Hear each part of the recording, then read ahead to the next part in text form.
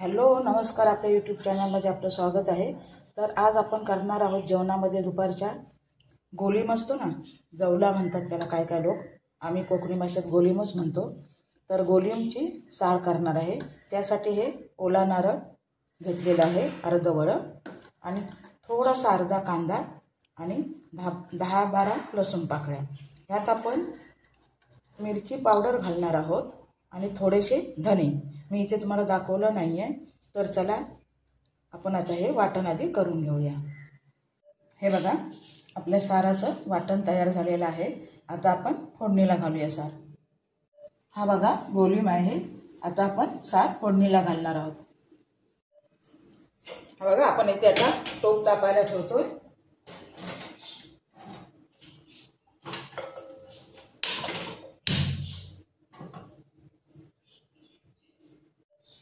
त्यात 2 चमचे तेल टाकायचं आहे।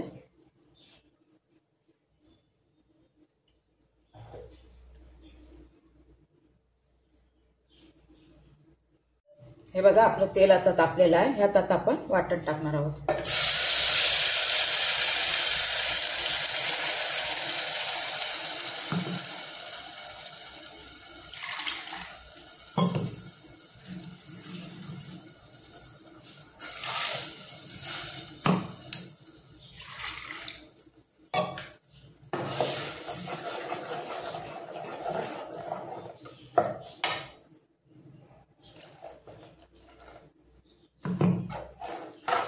तुम्हाला जितकं पातळ पाहिजे सार तेवढं पातळ करायचं।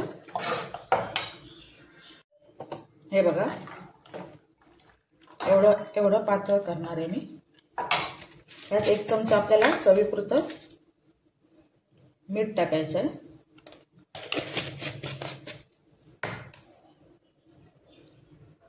3-4 कोकमं टाकायची, आणि मी वाटणात घातली नव्हती तिरफळ। हे बघा, घातलीत तरी चालतात, ऑप्शनल आहे ते, घातलीत तरी चालतात, नाही घातलात तरी चालते। हे मी 4 टाकलीत, आणि ह्याला आता आपण उकळी यायला द्यायची आहे, आणि नंतर आता आपल्याला गोलीम टाकायचं आहे। तर चला आपण आता उकळी येईपर्यंत वाट पाहूया।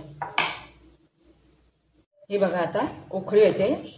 आता आपण ह्यात गोलीम टाकणार आहोत। गोलीम मी आता धुवून घेते। हे बघा, आता उकळी आलेली आहे। हे बघा, छान अशी उकळी आली आहे।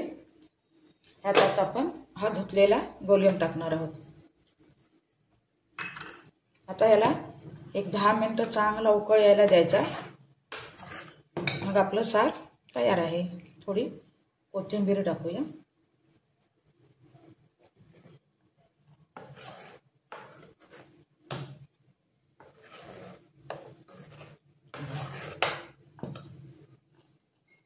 आता आपल्याला हे 5 मिनिटं असं उकळायला द्यायचं आहे। आता आपलं सार तयार आहे। तर ही साराची रेसिपी तुम्हाला कशी वाटली ती तुम्ही नक्की मला कमेंट करून सांगा, आणि आवडली रेसिपी तर नक्की ताईनो करून पण बघा तुम्ही, आणि सबस्क्राईब करायला विसरू नका। तर चला भेटूया आपण पुढच्या व्हिडिओमध्ये।